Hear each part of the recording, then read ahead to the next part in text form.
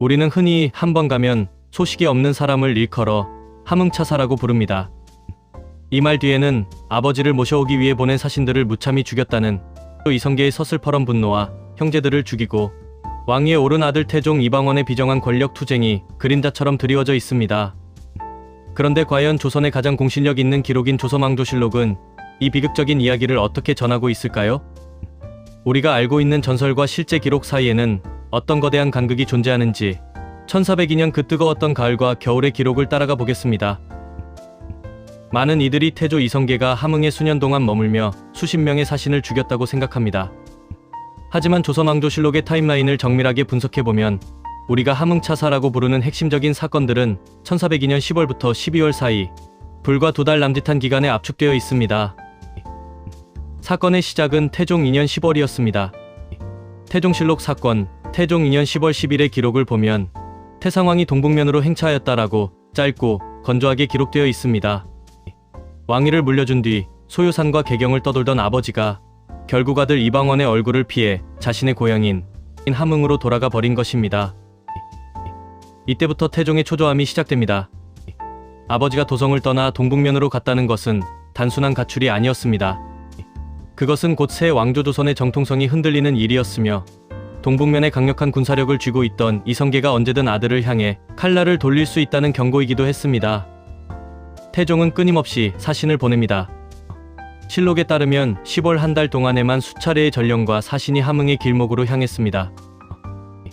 여기서 흥미로운 점은 우리가 흔히 아는 함흥차사의 비극이 이 실록에서는 조금 다른 양상으로 나타난다는 것입니다.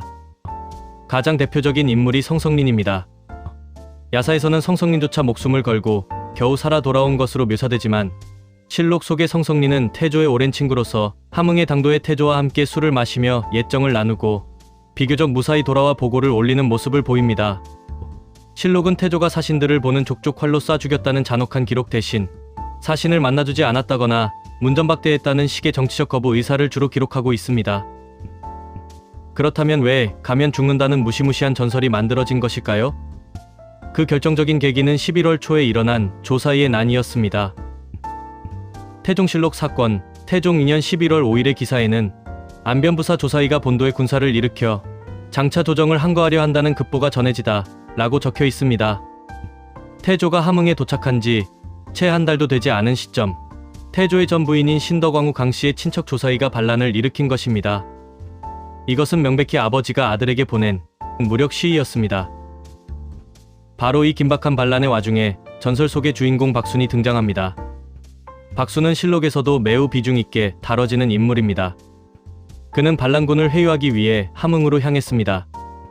야사에서는 박순이 새끼 말을 이용해 태조의 마음을 돌렸으나 돌아오는 길에 살해당했다고 전하지만 실록의 기록은 훨씬 더 건조하고 비정합니다.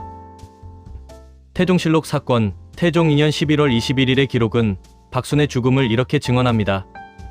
판승추부사 박순이 동북면에서 피살되다. 실록에 따르면 박순은 태상왕을 배알하려 했으나 반란군에게 가로막혔고 결국 그들에게 피살당했습니다. 즉, 태조가 직접 죽인 것이 아니라 반란의 소용돌이 속에서 희생된 것입니다. 박순뿐만이 아니었습니다. 송류를 비롯한 여러 사신이 조사이의 반란군에게 붙잡히거나 살해당했습니다. 결국 함흥으로 간 사신들이 돌아오지 못했다는 사실은 반란이라는 전시 상황과 맞물려 태조가 차사들을 죽였다는 극적인 전설로 변모하게 된 것입니다. 태종은 결국 직접 군사를 이끌고 친정에 나섭니다. 국왕이 직접 전장에 나선다는 것은 그만큼 사태가 위급했음을 증명합니다. 11월 말 살고지 벌판에서의 치열한 전투 끝에 조사이의 난은 진압되었고 배후에 있던 태상왕 태조도 결국 한영으로의 환궁을 결정할 수밖에 없었습니다. 여기서 우리는 또 하나의 유명한 전설과 마주합니다. 바로 태조가 한양으로 돌아오며 살고지 다리에서 아들 태종을 향해 화살을 쏘았다는 대목입니다.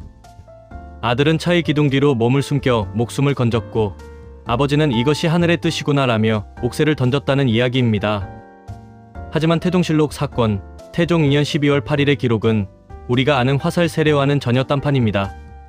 실록은 임금이 멀리서 바라보고 눈물을 흘렸으며 태상왕 또한 노여운 기색을 거두고 연애에 임했다라고 묘사합니다. 화살 세례도 기둥 뒤의 숨바꼭질도 실록에는 존재하지 않습니다. 기록은 평화로운 환궁을 말하고 있지만 민중들의 상상력은 그 뒤에 숨겨진 부자 간의 깊은 증오를 화살이라는 강력한 상징으로 치환해낸 것입니다. 결국 조선왕조실록에 기록된 함흥차사의 진실은 단 25일이라는 짧은 기간 동안 벌어진 압축적인 권력 투쟁의 역사였습니다. 실록은 왕실의 권위를 보호하기 위해 부자 간의 노골적인 적대감을 정제된 언어로 기록했지만 결국 역설적으로 그 정제된 기록 사이사이에 박순의 죽음과 조 사이의 반란이라는 부인할 수 없는 비극의 흔적을 남겨두었습니다. 실록이 말하는 팩트와 야사가 전하는 임팩트 사이에서 우리는 조선 초기라는 국가 탄생의 진통이 얼마나 잔혹했는지를 엿볼 수 있습니다. 역사는 때로 차가운 사실보다 뜨거운 전설로 기억되곤 합니다.